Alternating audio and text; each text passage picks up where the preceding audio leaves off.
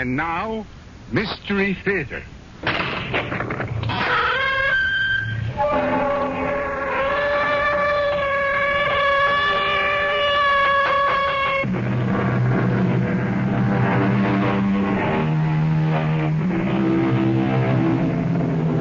Come in. Welcome. I'm E.G. Marshall. As the poet says, let us fill the cup. What are you having? How about equal parts suspense and mystery, with just a dash of terror and chill to taste? So, they say that a lie is only the truth in masquerade. But does the opposite also hold? Can we say that the truth is a lie in masquerade? What is masquerade? Or for that matter, what is reality? Who are we? Who do we really see when we look in the mirror? The image that gazes steadily back at us, that anticipates our every move, our every breath. Who is it? Or what is it? Darling. Hello, dear. Dinner ready? No. Oh, you plan for us to dine out? No, Gerald. Well, why isn't dinner ready then? I haven't had a chance to prepare it. I was busy. Doing what, Cecily? Oh, learning how to load. What are you doing with that pistol? Learning how to aim. Cecily, don't point that at me. And learning how to fire. Why, Cecily? What?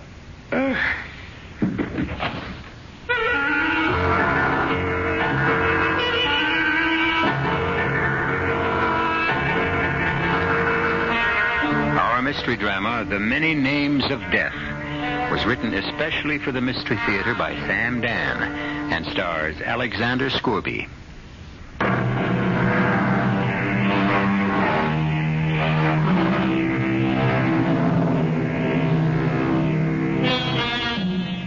You know how it is with some people. They go along for years, in a groove, a routine, or a rut. Characterize it any way you like. 10, 20 years, the same job, the same apartment, same wife.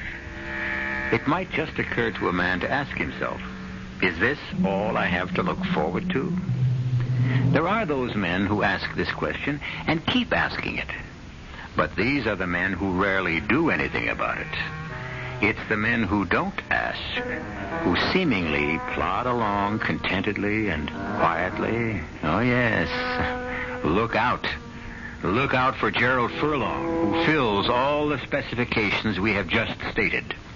Mr. Furlong. Yes? Good morning. My name is Helene LaRue. Yes? I'm your new secretary. Oh. Mr. Spruance, you know him, the personnel manager? Yes? Well, when I heard that old lady McKay, I beg your pardon, Miss McKay was leaving, I asked for the job. And he said I could have it unless you had someone else in mind. Well, Actually, I'm the best typist in the pool. Are you? Oh, yes. You can check it. Everybody always asks for me. Yes, but I don't... Of course you don't know. How could you, unless we try it? What have you got to lose? Well... Then it's settled. Now, all you have to do is sign this memo. What memo? The memo to Mr. Spruance, which says you authorize my appointment as your secretary. Yes, but I... Well, now, I don't want you to think I'm pushing you or taking too much on myself. But a good secretary handles all the details, ties up all the loose ends, keeps the desk clear. And as soon as you sign that, I can call Mr. Spruance's secretary. All right. Ah, that's it.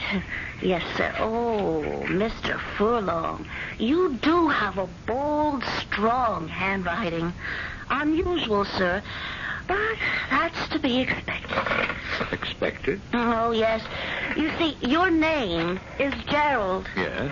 And do you know what the name Gerald means? No. Well, it's an old German name. It means strong leader of an army. Hello? Hello, this is Helene LaRue. Tell Mr. Spruance that Mr. Furlong wants me to be his secretary. The memo's on its way. Thank you.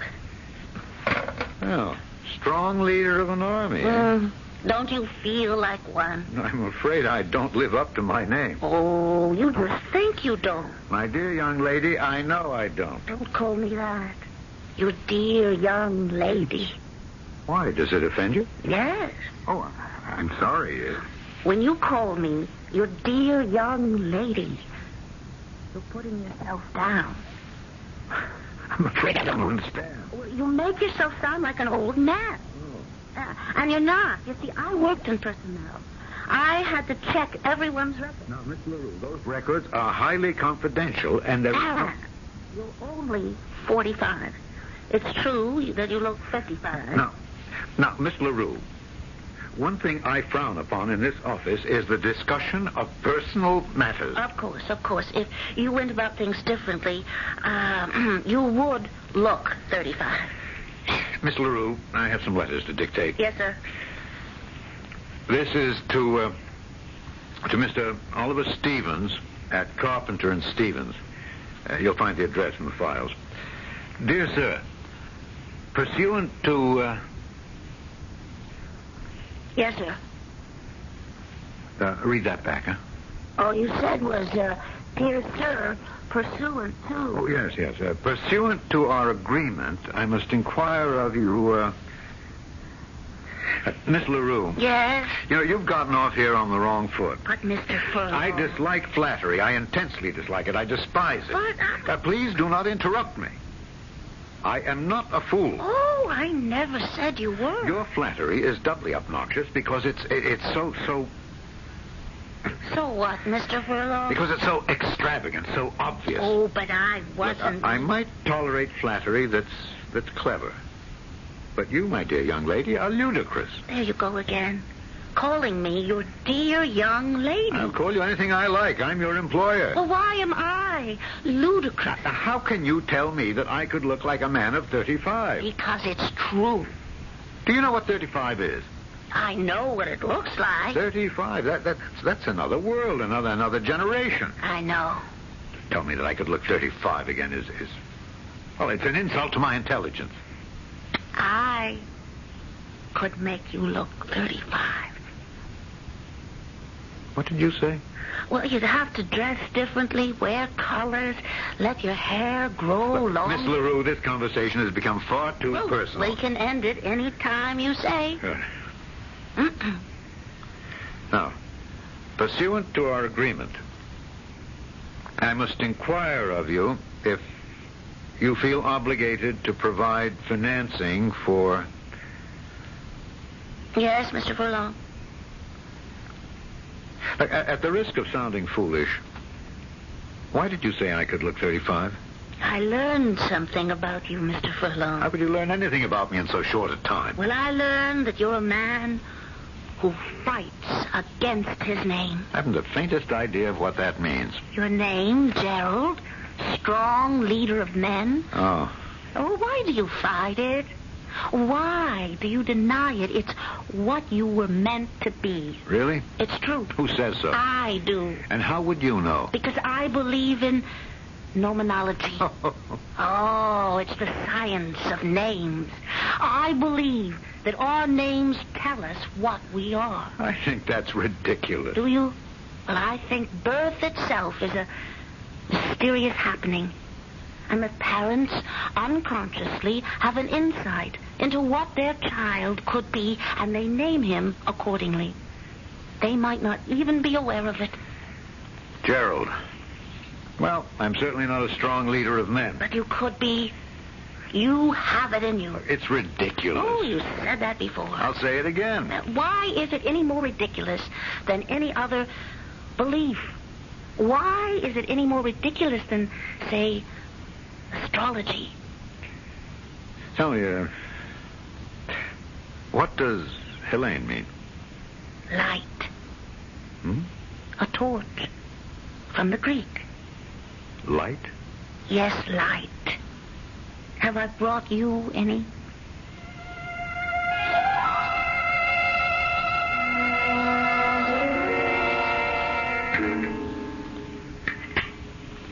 How's the fish, dear? Oh, a bit bland. Bland. Huh? That's odd. been prepared exactly as usual, and you never complained before. Well, it just happens to lack taste. But you have to watch your intake of salt. Why? Why? Well, it's just the prudent thing, isn't it? That's what you always say. Yes, I suppose so. Did they replace Miss McKay? Yes. I hope they gave you a mature woman. You can't stand those flighty young girls. What's your new one like? Well, I really haven't noticed yet. Oh? How is that possible? Oh, look, Cecily, my dear, I have so much to do. I simply can't bother to note those things that have nothing to do with business. You are overworked, dear. That's true. I'm aware that I have a secretary, that I dictate letters to her, that she has a name, in this case.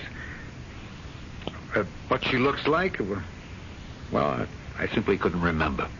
Poor dear. Cecily, tell me something. How old do I look to you? Why? Oh, just curious. I hadn't thought about it. Well, you don't have to think about it. Just tell me. Well, darling, you look your age. Do I? If anything, a bit older. Really? And that's been responsible for your success. A man who heads up a trust department, who's responsible for other people's money, can only inspire confidence if he looks mature and... And, settled, huh? Oh, yes, dear, and you certainly do. Is it possible that... Is it possible that anyone could ever take me for, say, 35? 35? Oh, darling, I don't see how. Why do you ask? Oh, no reason. Are you sure? No, please, forget it. I simply can't imagine why you'd even ask such a strange question. Especially... Especially what? Especially since you're not in the habit of asking idle questions. Coffee? No, darling. If you'll excuse me, I'll go to the library. I have some work. Well, Gerald, this goes against everything you ever... Why, you made it almost a religion not to bring work home from the office. Yes, dear, I know, but every religion encounters a bit of heresy now and then. But don't stay up too late. No, dear. I just have a few things to check out.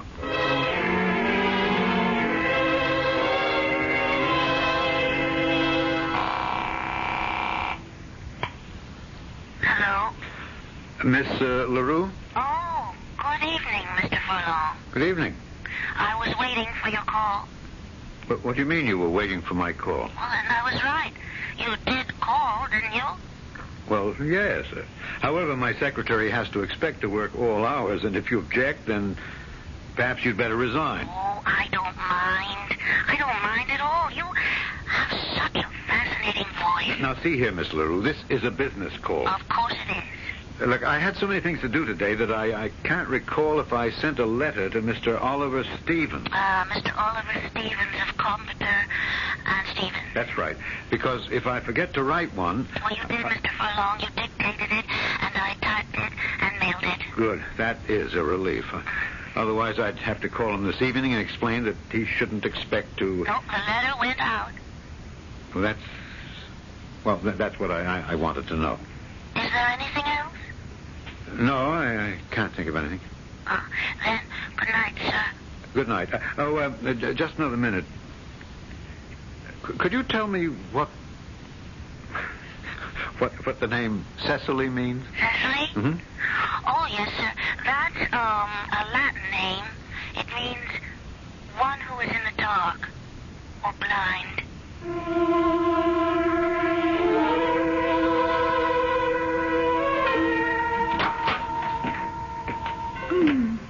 Gerald?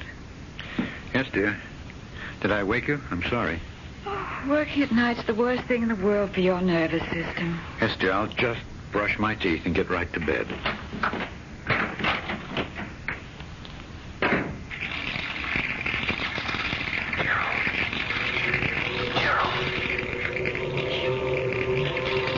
Who's there?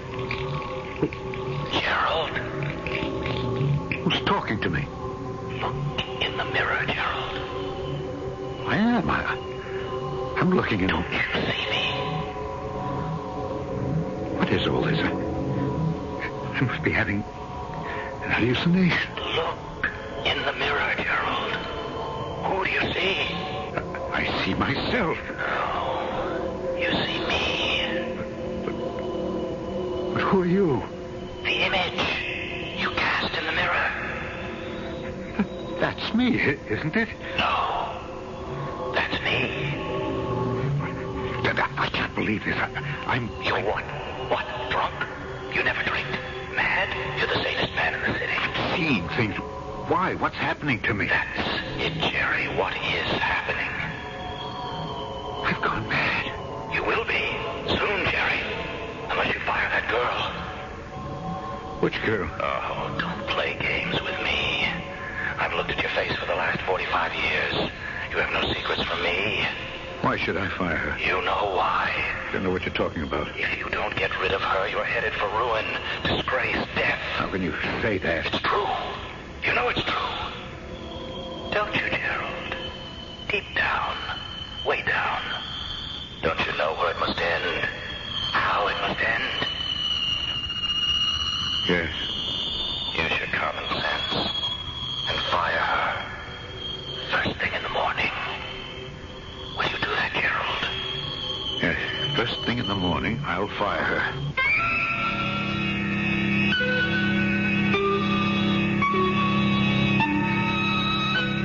You look in the mirror, and a perfect stranger starts to talk to you. He wears your face, but you know he isn't you. He knows every thought in your head and every emotion in your heart, but you know he isn't you. Who is he? We shall acquire some new insights when I return shortly with Act 2.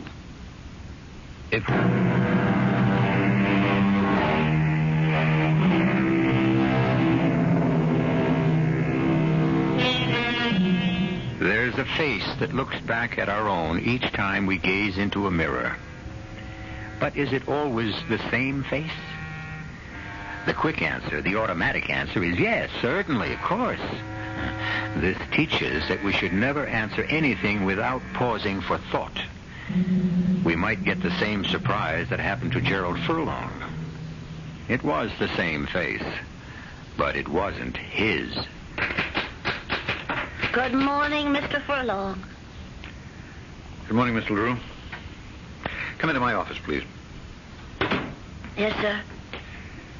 Now, Mr. LaRue, I have something to tell you. Oh, I know. You want to fire me. Well, I've been thinking. A man and his secretary, they spend considerable time together, and therefore they should have similar temperament. And you're too busy thinking to have fun. Obviously, we don't have a similar temperament, Miss LaRue. Very well.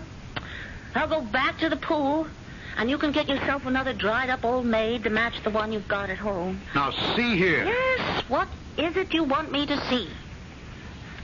How did you know? How did you know I was going to fire you? Well, you keep fighting your name. You're not a Gerald. Look, What are you fighting? You know, you never had a good time in your life. Why should you care? Because I'm in love with you. That's impossible. We don't know each other. We have nothing in common. Oh, that's all nonsense. You fall in love because you hear a certain tone in somebody's voice. You see a certain light in someone's eye. But how can such a love be lasting? Oh, who says love has to last? You know, love comes and goes. Love is. And then one day, it just isn't. And it's gone. And nobody knows why. And it doesn't matter because sooner or later it will come again with someone else. You're a strange girl. Oh, we're all strange. Look, we can't talk here. I'll take you out to lunch. No lunch. Why not? Because you must lose weight. I'll take you shopping.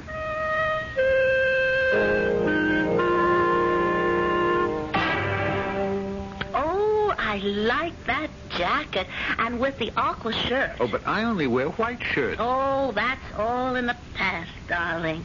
Now look at yourself in the mirror. No. No? Absolutely not. But how can you tell if... Look, I just don't want to. I insist now. Come on. Look in the mirror. Have you ever seen anything so... Well, it's... It's a work of art. Gerald. No. Gerald, this face, you see, it isn't my face anymore. Gerald, don't kill me. I'm not killing you. What are you saying, darling? Darling, already? Look, darling, You can't do away with me, Gerald. We've been together too long. We built up our whole world together. You just can't get rid of me and get another image. Well, what do you think, darling? Fire her, you fool. Get rid of her. Walk out of here before it's too late. Save yourself. I think... What's there to think about? He'll take it. And now for some sportswear.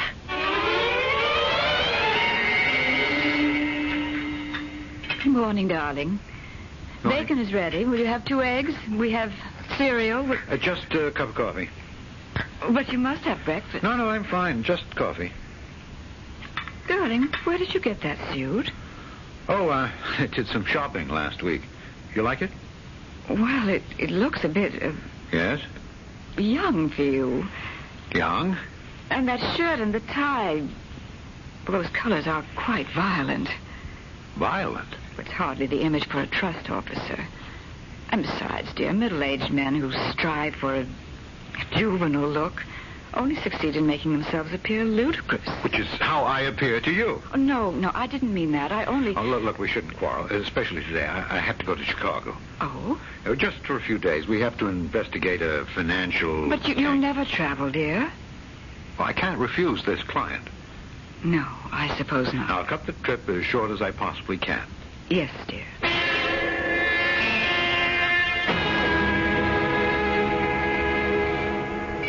Well, how do you like it? I must say it's convenient to the office. Well, the rent was higher than you said you could go. But... It's all right. Come here.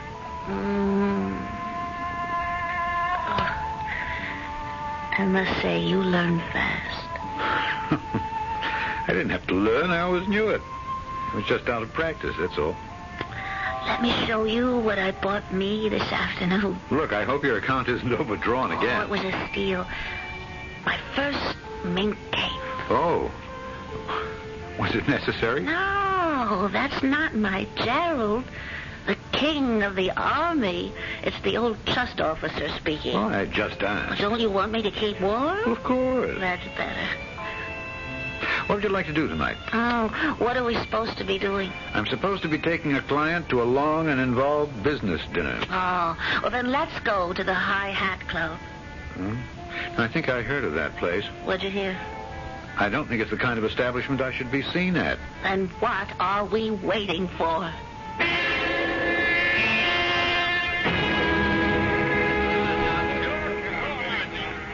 My turn again.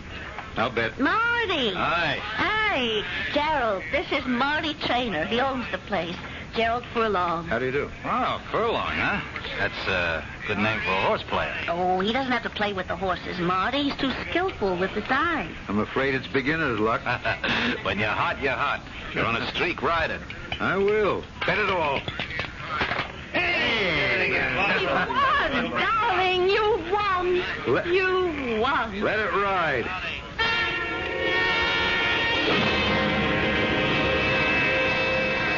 Oh, darling, it's getting late.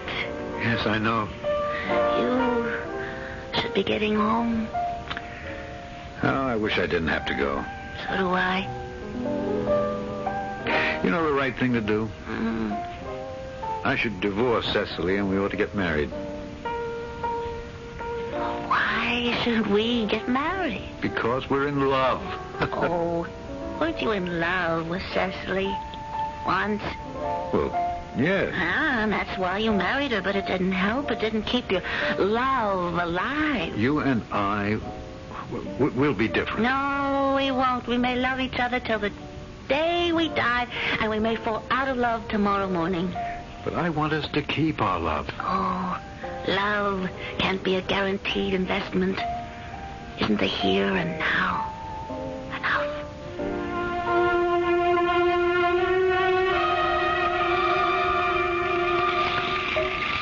Gerald. Huh? Gerald, please don't kill me. Oh. I'd better take a pill or see a doctor. Why? I'm the one who's sick. You're killing me. No, don't turn your face away. Look in the mirror. Look at me. I'm looking. Don't you see how I've changed? Look, we've never looked so good. Soon, you'll have a new image. Then what becomes of me? I'll be dead. Frankly, I couldn't care less. But I'm the only image you're comfortable with. I'm the only image you can live with. I used to think so. I'm learning different. You're a fool. Get rid of her. Oh, no. She'll get tired of you, sooner or later. And then what will you have? Helene's what I've always wanted. I never had the nerve to let myself believe it. You can't afford her. Who says so? The apartment, the clothes, the gifts, the jewels, and now the gambling. Who knows more about gambling than I do? Haven't I gambled with investments all my life?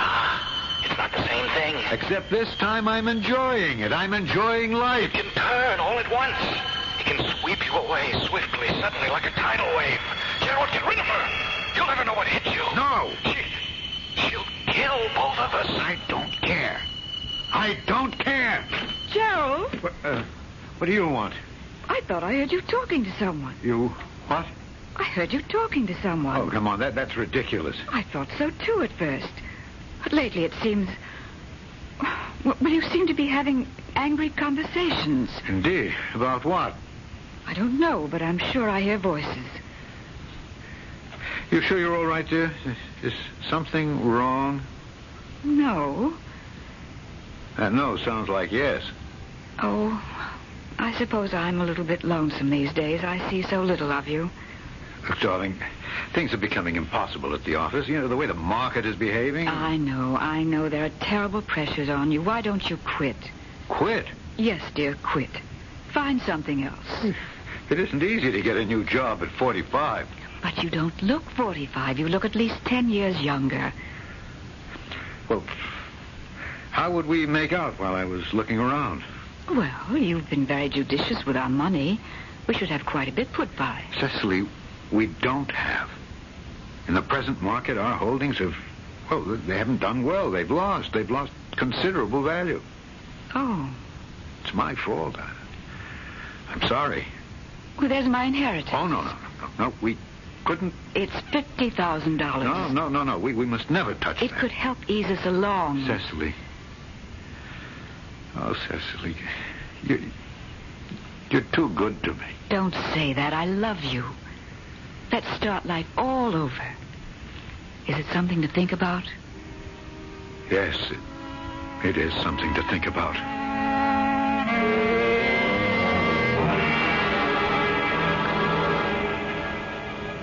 Where are we going? The usual place. What does that mean? Oh, you just said the usual place, which means our lives are becoming predictable. Well, don't you enjoy it there? Tonight, I'd like to go dancing. They have dancing. Marty hires the best band in town. How would you know? You never danced to it. If you want to dance tonight, that's what we'll do. Let's go somewhere else. Why? Because if we go to Marty's, you'll get involved in a card game. No, I won't. I promise you. Oh, you make that promise every night, and you break that promise every night. Well, tonight'll be different. You'll see.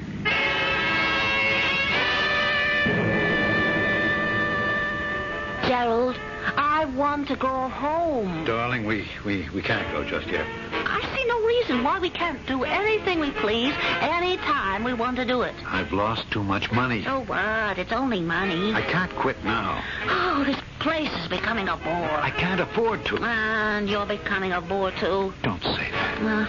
But I love you. Do you understand? Well, I love you, too. Just another half hour. Mr. Furlong. Yes, Marty? Do we deal you in? No, Gerald, no. Don't play with him, please. You can't beat him. What are you talking about? The cards are going to come my way. I can feel it. You can't beat him. His name is Martin. What? After Mars, the god of war. He's a child of Mars. Gerald, let's leave now. Sure. Look, all I need is just one good pot. Gerald, don't play with him. All right, you go get your coat and meet me here. Oh.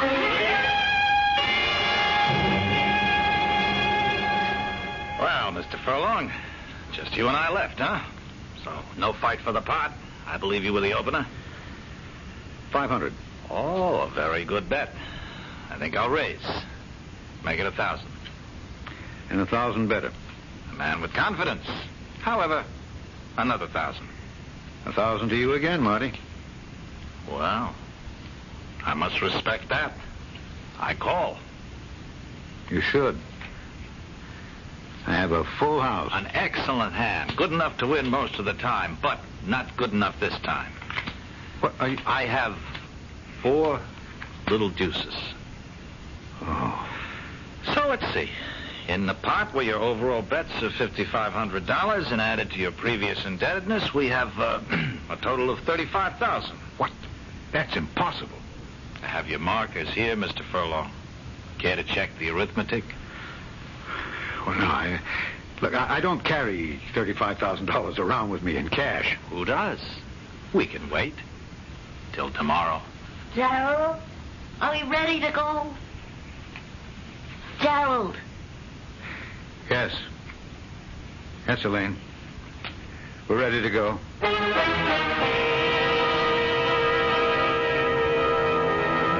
He says he's ready to go, but the question is, where?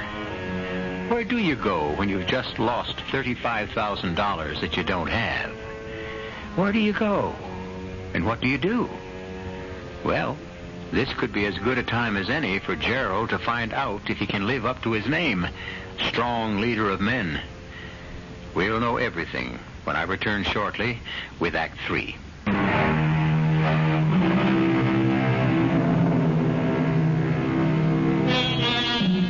It's not the first time, it won't be the last time, a man will seek to change his image. But is an image like a shoe, a coat, a tie, something a man may take off and cast aside?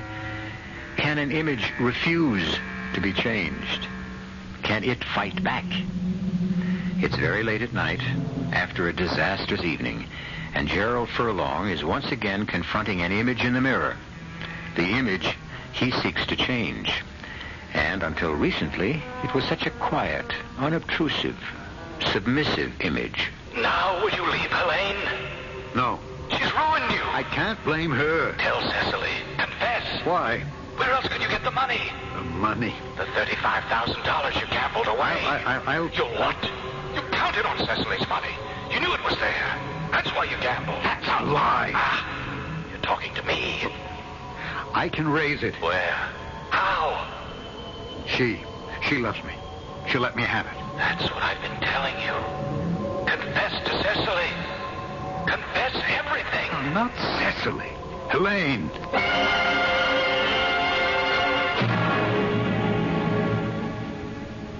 Helene, I'm in over my head. Please help me. Of course. I knew you would. That's what love is. Now, your necklace, your bracelet, and the furs. You want me to sell them? We can raise quite a bit of money. Maybe not all of it, but enough to give me breathing room. I see. I'll make it up to you later. Darling, I won't do it. But you... We're in love. Yes?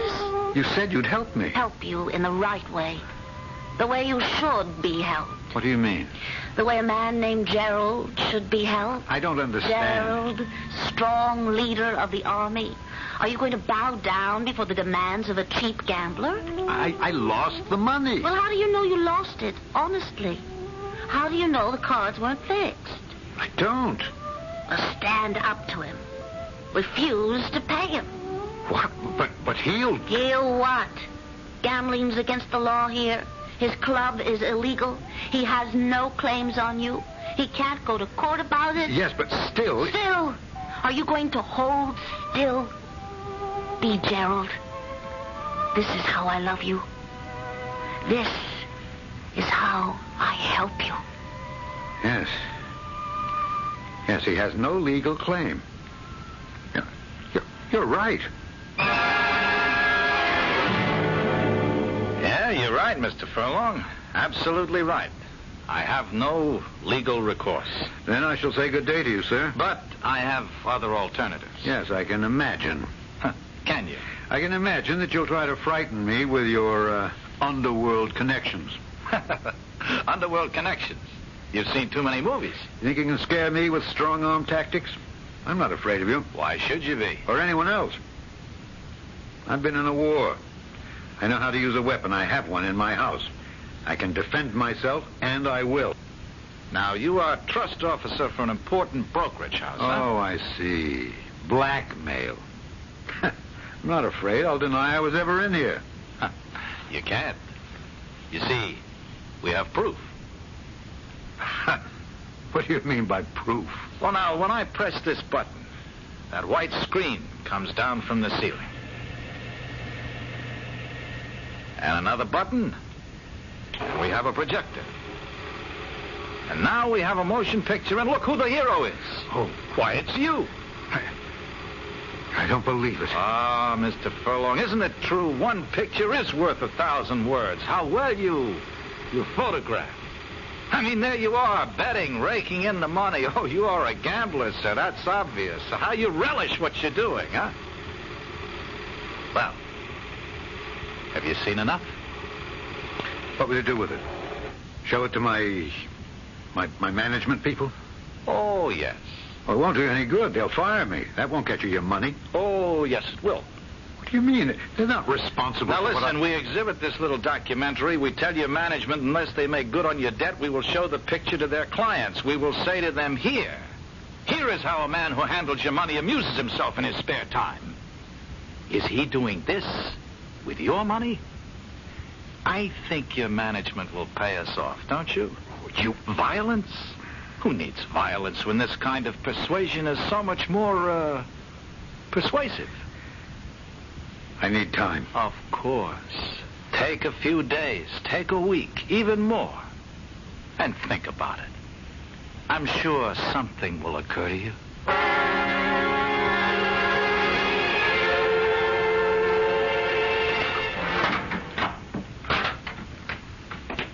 Helene? Helene?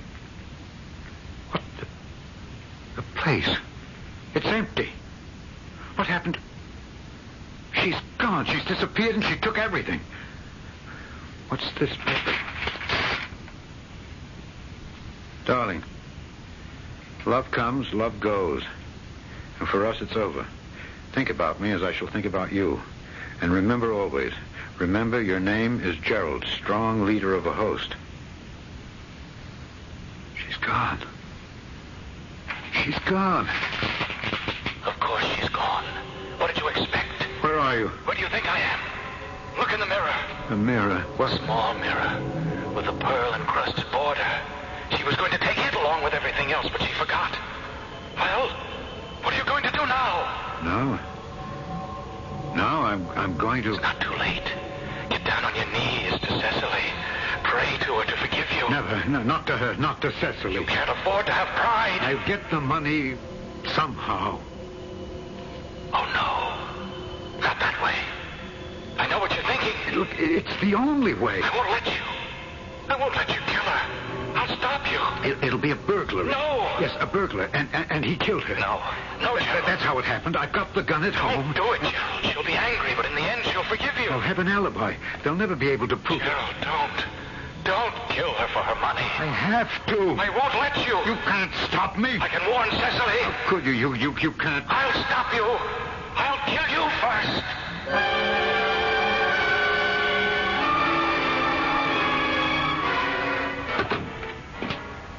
Cecily?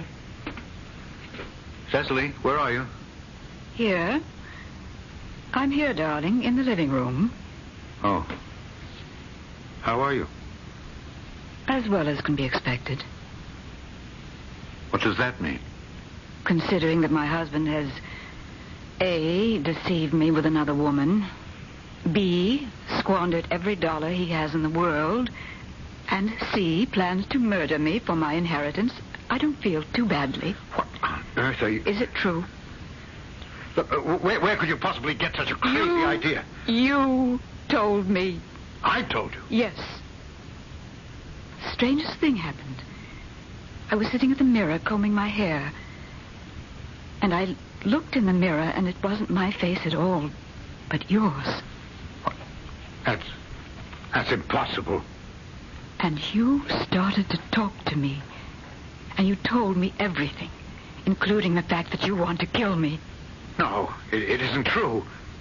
Look, how could you see my face in the mirror? But I did. And you spoke to me. It could have been a dream. Perhaps.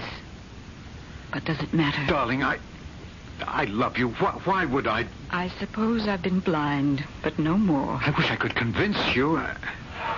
What are you looking for in that drawer? I'm not looking for anything. That's not true. You were looking for this. What? Cecily, don't. You couldn't shoot me? No, I couldn't. I'm not like you. Then, why are you pointing that pistol at me? Get out. Get out? This is no longer your home. I'm no longer your wife. And I'm holding this gun because as long as I hold it, you won't be able to kill me. Cecily, you're mad. It's all in your imagination. Stay just where you are. Well, we've been married 22 years. We love each other. Not another step, I warn you. Cecily, you wouldn't shoot me. You couldn't. Stop. Give me that gun. No. Drop it. No, It'll you go want off. to kill me. Help. Shut up. Help me, somebody. He wants to kill me. I'll help you. Keep out of this. You keep out of it. Let go of her. Get back in the mirror where you belong. No, I don't. I don't belong there anymore. You have another image. Get away. Let her go. Let her.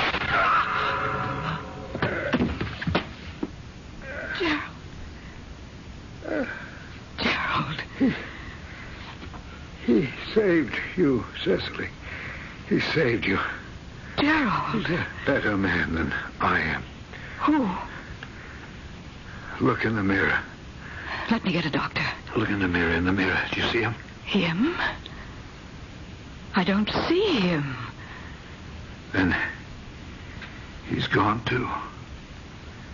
He's gone. Gerald. Oh, Gerald.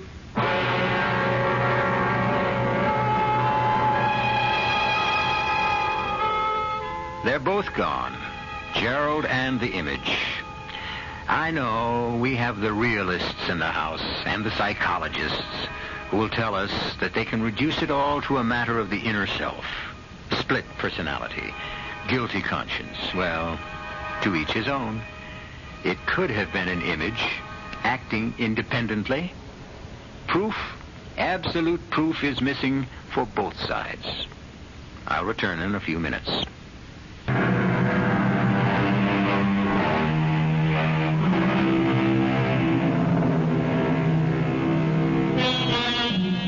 A French philosopher once said, "We leave a part of ourselves behind us each day."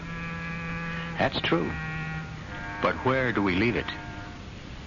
Sometimes a very close and introspective look in the mirror might help us arrive at the answer. Answers, so much in demand and so short in supply. However, we do have the full answer for your mystery, suspense, and excitement needs right here.